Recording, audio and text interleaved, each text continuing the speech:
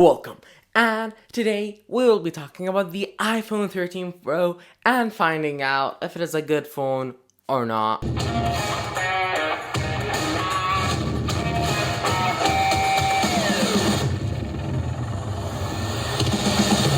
So let's start with the design. I know that the design is boring and it is the same as last year, and you are probably wondering, well, why are we talking about it? Because it is the thing that you will always see in the time of you using the phone. Also, as I have mentioned, the design is same as the previous one, but we did get some stainless steel edges with new camera bumps and frankly pretty annoying to deal with daily basis. But if you're not talking about that, we did get a 20% smaller notch, which was really needed. And the new colors look fantastic, especially the Sierra Blue, which looks amazing. But aside from these small changes, the big thing of the iPhone 13 Pro this year is really internal, with great stuff like better battery, better camera, and new features. And first, let's start with the battery life. So, last year's iPhone 12 Pro wasn't really that bad, but I would really have appreciated improvement, which we did get with the 13 Pro, which we now have much better battery life, which is lasting through the whole day, no problem. And when I want to plug in the phone at night, it was still at 20 to 30% battery life, which is actually very good. With also around 5 to 6 hours of battery usage for a normal day, on the day with me testing and stuff, with around 5 to 6 hours with a full day testing it, and a casual day, I will have around 7 hours of screen on time, which is frankly amazing. Which also, this battery life increase was very surprising, as when I was testing the 13 mini, which a video is coming on it very soon, so subscribe now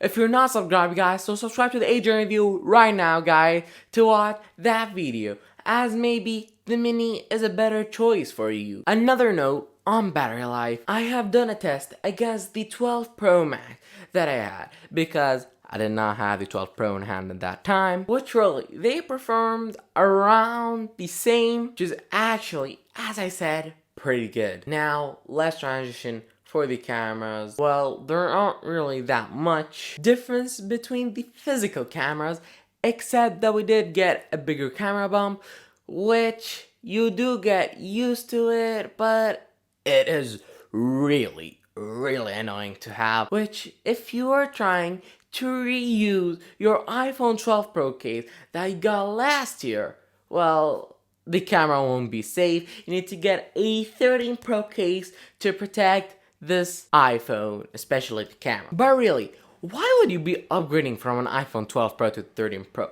Like, it does not really make sense, because really, the changes between them are really minor. Like, if you had an 11 or 10, I might say, yeah, you could upgrade now, but still, you will have like still 3-4 years of software support. And if you're on a 7 and 8, if you're comfortable with it, don't upgrade. But if you really want an upgrade, the 13 Pro is really a viable option. So aside from the camera bumps, we did get a better telephoto lens, which is always good, and some minor improvements to the wide angle lens. We also got cinematic mode, which actually is the main feature of these iPhones, literally the main feature, and the feature that I'm very excited for. Which the feature is really like portrait mode video, so it blurs out the background behind you, and actually does a very good job. The bokeh effect was very nice, which is very useful for videographers and photographers, which we did already have.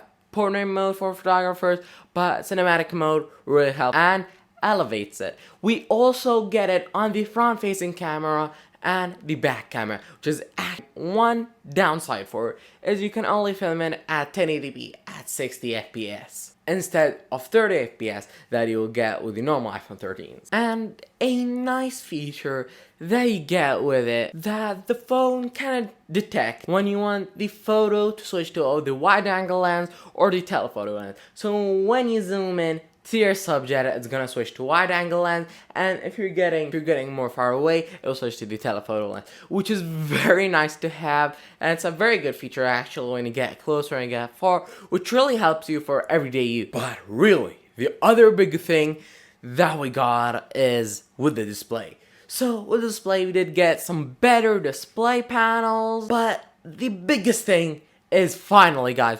120 hertz display. So finally, the display can adapt between 10 hertz to 120 hertz with amazing scrolling. The same thing that we had with the iPad Pros from 2017, actually. So it took Apple like 4 to 5 years just to add 120 hertz for the iPhone. So I'm very excited for that, and it was amazing testing it with the 13 Pro. We also got the A15 chip, which is already faster than the A14 chip. But the A15 chip in the Pros is actually 60% better from last year's A14. While the A15 chip in the iPhone 13 and 13 mini is only 20% faster than last year's chip, which literally the Pros are like 2 years ahead of the A14, and they're already like one generation ahead of the newest processor in the normal 13 mini and 13, which really makes it hard to decide between a normal 13 and 13 Pro. Like last year, it was pretty easy, just go with the 12. But this year, there are some new stuff that you would really want to have with the 13 Pro. But for the outer design, we still get the Lightning port, which lots of us thought that we're gonna get the portless phone, as lots and lots of leaks was about it, but we did not, which actually, I don't want to have no port on my phone. I'd rather have USB-C, better than Lightning and better than the portless. And the brightness with the phone was actually amazing, and I would really recommend it to the user that wants a new Pro phone and does not want like the one or two features, especially the 120 hertz with the 13 Pro, which really is the biggest factor against the iPhone 30. You might also be wondering, what are another use case that you can use the 13 Pro?